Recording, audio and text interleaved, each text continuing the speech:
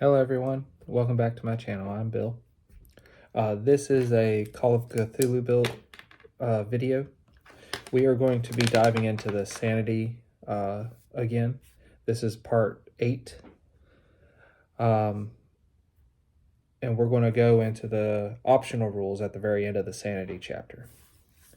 After this video, in a week or two, I'll be rereading the chapter start to finish and then making a single video with everything combined. It'll be a longer video, but it'll just be me hitting everything in one go instead of you having to watch all these individual videos on sanity. But if you've been here with me for this run, thank you, as I have really discovered that I do not understand the full rules on sanity the way I thought I did before I started filming this stuff. So, optional rules. Insane insight is an optional rule. When an investigator goes insane, either temporary or indefinitely, he or she has a momentary insane insight. This moment of clarity provides a clue or action that might benefit the investigators immediately or at some later stage. The keeper should determine an appropriate insight relevant to the plot of the scenario.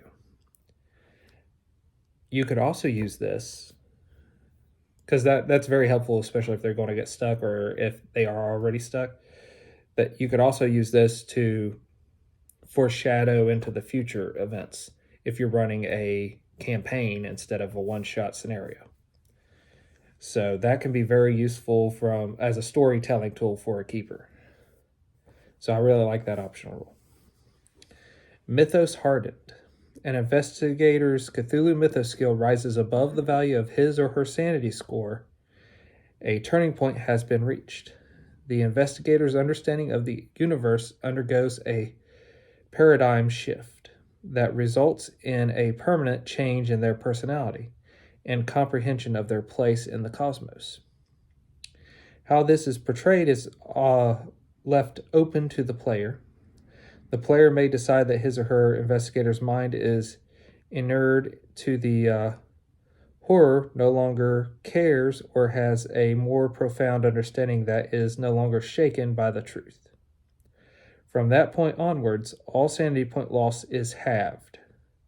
Once this change has taken place, it is permanent and will not revert if the investigator's sanity should rise above their Cthulhu mythos knowledge. I like that one as well. I would allow that one in my games because more often than not, and I'd probably have to have a amount of adventures you'd have to go through first, or amount of knowledge you'd have to accumulate first for that to take place. But once that happens, that'd be awesome. Like, I wouldn't want the very first adventure for their mythos to all of a sudden rise enough that their sanity, as low as it was, is now under it, and they're now mythos hardened. But if they started with decent sanity, and now as their sanity is withered away and their mythos knowledge has risen, I would give that to them. So, as a keeper, I would use this under normal circumstances and not weird circumstances that made it easy for them to do this. So it still has to feel earned. Multiple sanity rolls is an optional rule. The rule states that sanity point loss for a monster remains the same whether one monster or multiple monsters are encountered.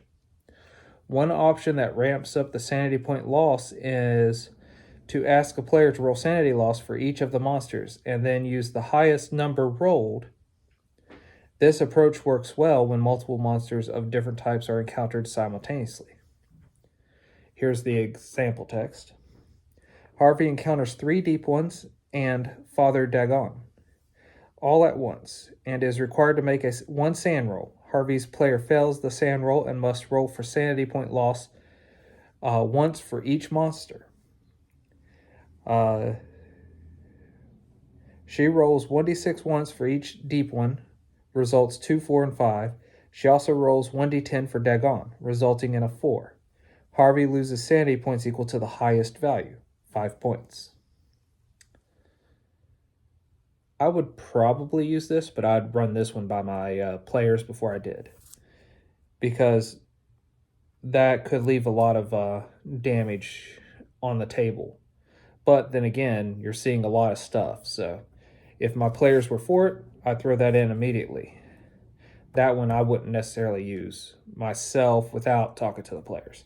Insane Insight I would use without talking to the players, because as a keeper that adds to the story. And Mythos Hardened I would add under the circumstances I stated. And that's it. So those are the optional rules for Sanity. With that, that concludes my part series through the Sanity chapter. So after another reread of the Sanity chapter, I will make a full video of the Sanity rules as a one playthrough instead of all these parts. Thank you guys for watching these videos and keeping with me on this. Until we all game again, may your sanity stay with you.